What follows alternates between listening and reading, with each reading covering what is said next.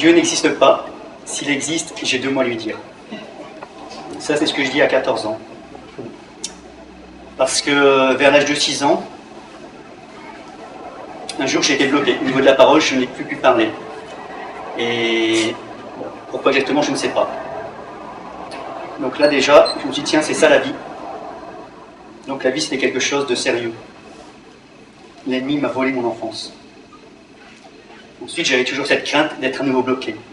Que ce soit s'il fallait dire bonjour à la voisine, s'il fallait aller chez le boucher au bout de la rue. J'ai toujours eu cette angoisse.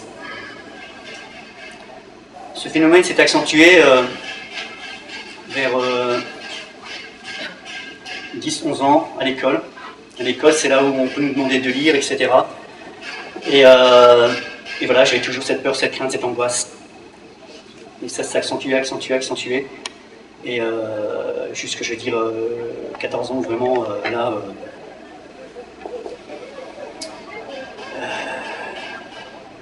c'était un peu le summum pour moi, donc...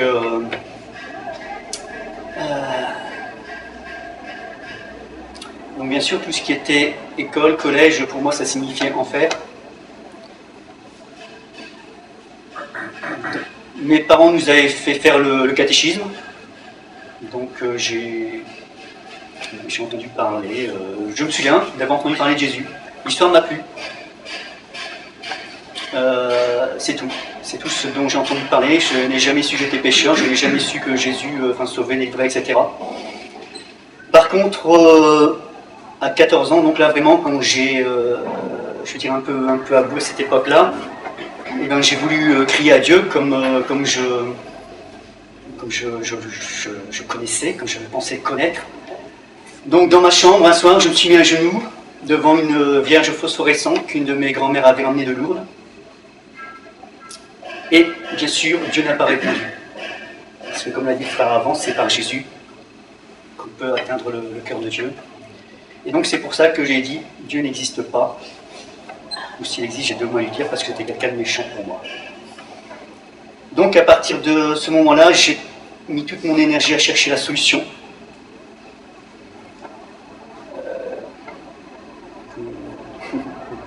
Et je passe des étapes. Par le travail, j'ai découvert la PNL, programmation neurolinguistique. C'est une technique de développement personnel. Ça m'a fait connaître la sophrologie. Donc j'ai pratiqué ça. Je croyais que la vérité était dans ces choses. La sophrologie m'a fait connaître tout ce qui est énergie, tout ce qui vient de l'hindouisme, du bouddhisme.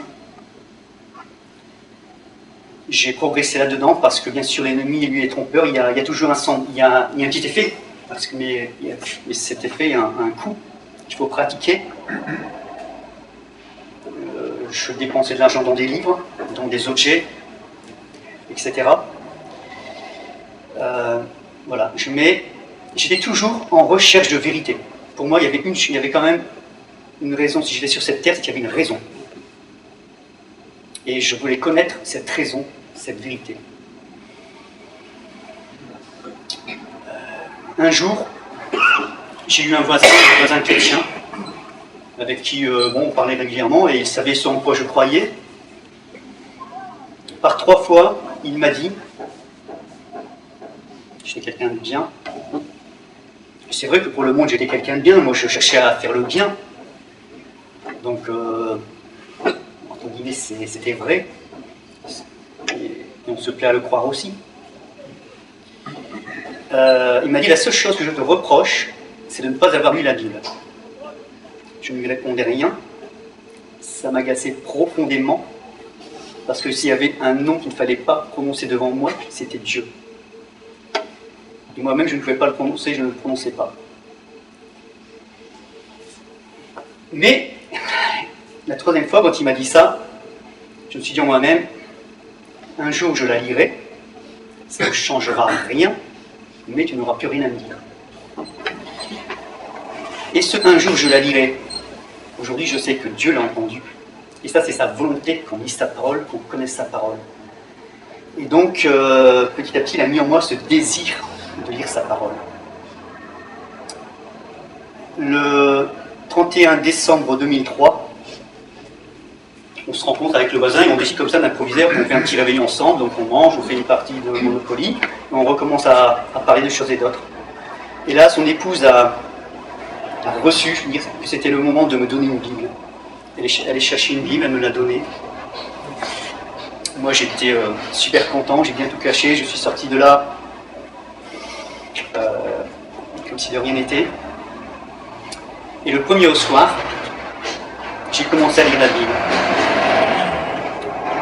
Prudemment, comme si c'était n'importe quel livre, et donc j'ai commencé dès le début et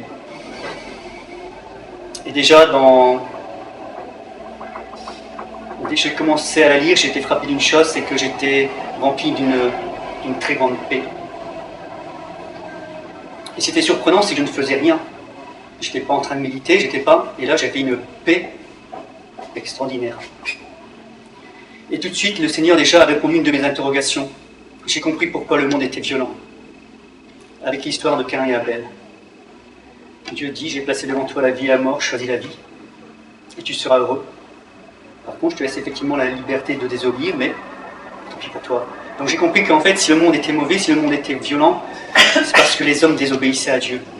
Ça a vraiment déjà été un premier soulagement d'avoir cette réponse. Deuxième soir, je relis la parole, et toujours cette paix. Troisième soir, même chose. Et là, je me suis dit, il va falloir que j'aille voir ce qui se passe, où ils vont. Et là, il y a eu un combat qui a duré 22 jours. Un dimanche matin, je vais vite rejoindre mes voisins sur le parking, et je leur dis, attendez, je vous suis. Donc j'arrive dans une assemblée chrétienne. La première chose qui me frappe, c'est la joie. Moi, je croyais, je pensais que la vie était belle, mais je n'avais pas la joie. Et donc là, j'ai vu des gens qui avaient la joie. Donc ça commence avec des chants. Il y a un moment, le chanteur qui était inspiré, il avait fait chanter ce chant qui s'appelle « Libre de nos chaînes ». « Libre de nos chaînes, nous marchons vers toi ». Il a fait rechanter une deuxième fois en disant « Si quelqu'un est prisonnier, qu'il soit libéré ». Et moi, comme je vous l'ai dit, j'étais toujours en recherche de vérité. Dans ce que je croyais être la vérité, j'étais lié parce qu'il fallait toujours aller plus loin, plus loin, plus loin. Et je me suis dit, tiens, pourquoi pas? J'ai pas essayé. Donc là, quelque part, j'ai ouvert mon cœur au Seigneur. Ensuite, comme a fait remarquer mon voisin, aujourd'hui, il y a beaucoup de chants. Il y avait beaucoup de chants parce que le prédicateur était venu, bien sûr, il avait préparé son message, mais là, Dieu était en train de lui parler sur la chaise. Parce que si aucun humain ne savait que moi je serais ce 25 janvier 2004 dans l'église de Verquin, le Seigneur lui le savait. Et il avait prévu de me parler. Le prédicateur a commencé son message. Moi, dans mon cœur, ce que j'ai reçu, c'est « Tu as cherché, tu t'es trompé, je suis la solution ».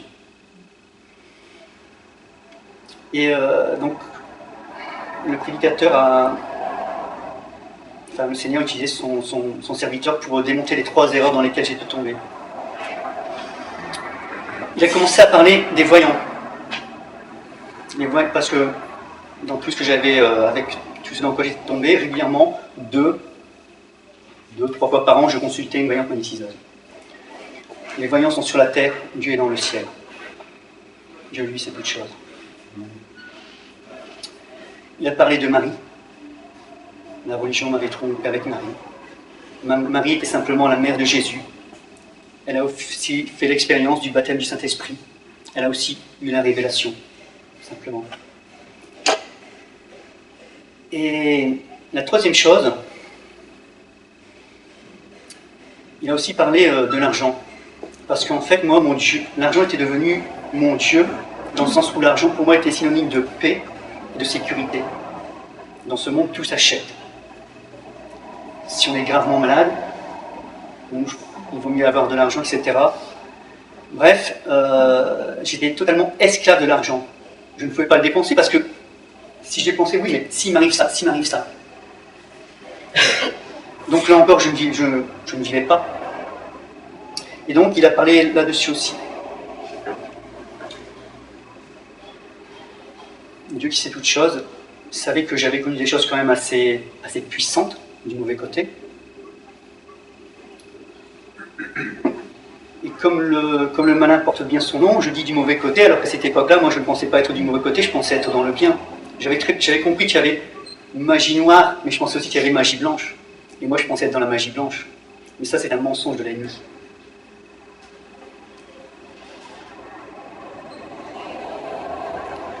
Quand ce jour-là, je suis arrivé, j'avais un genou qui était blessé. Ça faisait déjà 3 semaines, un mois. J'avais fait le traitement du médecin et rien n'avait fonctionné. Le serviteur de Dieu a eu une parole de connaissance.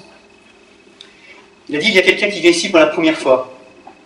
Cette personne n'est pas très sûre, un doute. Cette personne a le genou blessé. Donc, je regarde autour de moi. Je me dis, il y avait une petite grand-mère qui avait le genou, hein. Le genou droit. Là déjà, c'est plus embêtant. Et il dit cartilage, rotule cassé. Effectivement, c'est ce que j'avais. Le cartilage, la rotule était abîmée. Au nom de Jésus, que ce genou soit guéri. Dieu qui est Dieu de vérité m'a révélé les 3 mensonges dans lesquels j'étais tombé. Il m'a révélé que lui était bien plus puissant que ce que le malin avait voulu me faire croire. À la fin de la réunion, le serviteur de Dieu est venu me voir. Et comme par hasard, il m'a raconté une histoire qui avait trait à l'argent.